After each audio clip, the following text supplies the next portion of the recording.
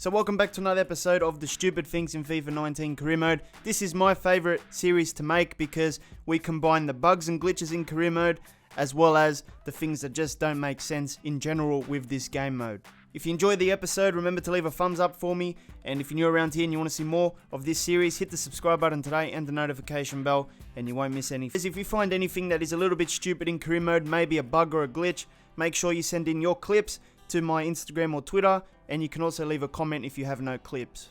So Jack told me that there's an issue in player Career Mode. He said he won the league 6 times, but he hasn't unlocked the win the league accomplishment yet. So he's provided some images.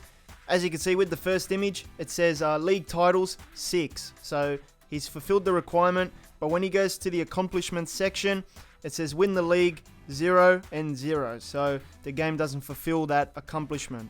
So if I was to test this out myself, it would take a little while. So I've decided to look at the EA forums to see if anyone else has the same problem.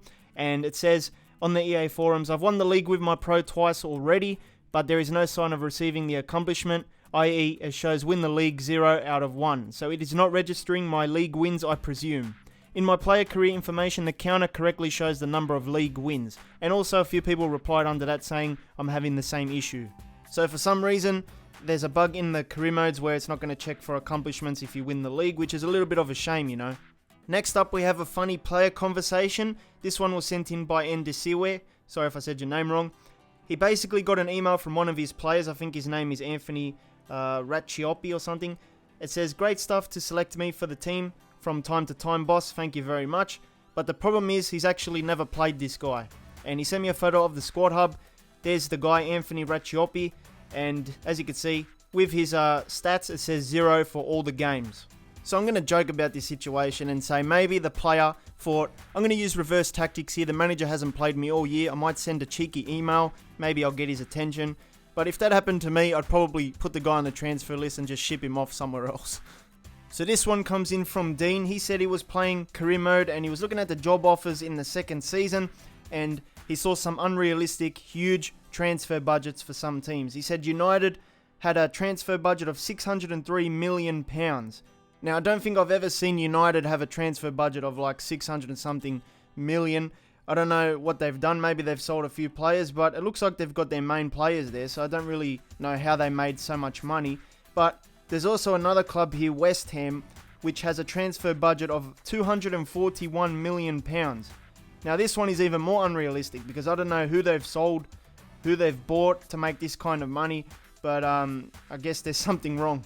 So this one comes in from Joe. He says that the news tile says the club is playing against Athletic Club in the Europa League, but the calendar says Young Boys. So let's take a look at the images. The article says Celtic kick off Europa League campaign against Athletic Club. Following the group stage draw on Friday, Celtic is ready to begin the Europa League campaign against Athletic Club on September 19th. Now keep in mind that is the date, with the rest of their fixtures of Group C set against Young Boys and some other team I'm not going to pronounce. Now we flick to the calendar and you can see on the 19th there's actually a Young Boys logo. It's starting to seem like every news tile in this game mode has some issue with it. Now half my series I reckon is just dedicated to news tile bugs. There's so many of them. They provide some good entertainment at least, and at least it gives me something to upload, but you know, it's just unbelievable how many there are. This next one comes from Jamie and Denham. They would both like to see more realistic table finishes towards the end of the season. I think one of them also said they saw Man City in 5th. So I actually copped Man City in 5th when I simulated the 2018-19 season. Chelsea ended up winning it. Liverpool was in 2nd, Spurs in 3rd, Arsenal in 4th. Man City came 5th, Man United 6th, Wolves 7th and Leicester 8th. So I don't think Man City are going to be as bad as 5th this season. I think they're going to be top 3. They might even win the championship. Depends on how Liverpool go. I think they're a little bit low in this scenario. And they've also lost 9 games according to FIFA's simulation, which I don't think is going to happen in the real world as well. But the league table gets worse as the seasons roll on. So we're in the 19-20 season now, and I've simulated the whole season. Spurs ended up winning the title with 85 points. Chelsea went in 2nd. United came in at 3rd. Brighton came in at 4th. West Ham 5th, Arsenal 6th, Everton 7th, Man City 8th. So it completely becomes messed up after in the second season onwards. I think the most shocking league position was Liverpool coming in at 10th place. Can you picture Liverpool next season going in at 10th place? I can't at the moment. Leicester City are going to be above Liverpool according to this. I don't know if EA can actually improve table results, but they do become very unrealistic very quickly. Maybe the first season is sort of okay, but from the second season onwards, it just starts to become very unrealistic. So this suggestion comes from Riyadh and Ollie. They would like to see more realistic simulated results. So basically, Ollie provided this photo. You can see Exeter City beat Barcelona 1-0 at home. And as you can see, the Barcelona team is pretty decked out. It's got all the world-class players in it. And this was in the EFL League 2, so I presume he edited a few of the leagues for his career mode. But it doesn't really matter at the end of the day. This Barcelona team should be smashing Exeter City, but I do feel like in this game there is a big home advantage when you sim games. I think if you're going to sim an away game, you're taking a big risk in career mode. I cop it when I sim cup games. I'm the away team, I verse a team maybe 1 or 2 divisions lower than me. I think I'm going to get the win. I have a world-class squad, they don't. And I sim the game, I'm the away team, and the other team wins 1-0 or something like that. So I'm too scared to sim cup games.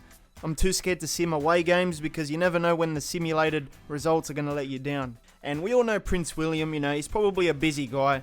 Has no time to be an agent for players in career mode, And somehow he has showed up in career mode as an agent for one of the players. As you can see, it's a split image of him. Like, it actually looks exactly like him. When I first saw it, I'm like, that's Prince William. So I don't actually think it's Prince William, but I did find it funny because I love when people look alike, I do think it's a bug though, because this agent doesn't really remind me of any of the typical agents that show up in career mode. I think it reminds me more of that bug. Remember when players in the November update were supposed to get real faces, but the game glitched out or something and they gave them some generic face? I'll put a photo on the screen right there. So that's what it reminds me of. I think this is a bug. But at the end of the day, I did enjoy seeing Prince William. I got a good laugh out of it. This suggestion comes from Marcos, and he says the interactive transfers overall are a little bit unrealistic. He says, even though it's nice to have the interactive negotiations between the managers, if you think about it, it doesn't make any sense because we can buy a world-class player in less than a day of negotiations. We can actually buy as many players as we want in one day. This doesn't make any sense because in real life negotiations take days, even weeks to be completed, especially when there's a big player involved. There's no doubt that this system does not mimic reality. It is very unrealistic, but I'm going to show you guys when it hits its peak level of unrealistic, if that actually makes sense. But we're on match day here. We've got a game against Newcastle today. I'm going to try and sign a guy, and he's going to be able to join my squad and actually play the game against Newcastle. So we're going to sign a guy called Ninkovic, who plays for Sydney FC, an A-League team, and it's impossible for him to fly from Sydney to Manchester on the same day. It's impossible. But in career mode, it is possible. I guess anything is possible in career mode. I'm going to try and buy him, and then I'm going to make him sign, and then he's going to play the game. So we're going to offer £10 million for Ninkovic. I'm sure Sydney FC will take that. So that's step one. I was able to negotiate a deal on match day. Step two, this guy was able to fly in from Sydney to Manchester on the same day. He must have had like a time machine or something, I don't know, or a teleporter. And he's able to have a talk with the manager, sign his little squad roles and contract, and he's able to join the team all on the same day. And now the real moment of truth here is if I go to my squad and I go and pick Ninkovic here, he will be in the reserves ready to go, and all on the same day. So how is he able to fly from Sydney to play a game as well? Like, sign on the same day and play. That's where people think that it is unrealistic. But I think back in older career modes, there was a wait. So if you put an offer in, you would have to wait a few days, and then the club would say yes or no, and then you could do a negotiation with the player. So it would take like a few days to get it done. I'm not sure if people complained about it, so that's why they changed it. I can't really remember. At the end of the day, it's just a game. So, I don't mind the fact that we can sign a player on the same day, even though it is unrealistic. I think the game mode has bigger issues, but let me know what you think down below.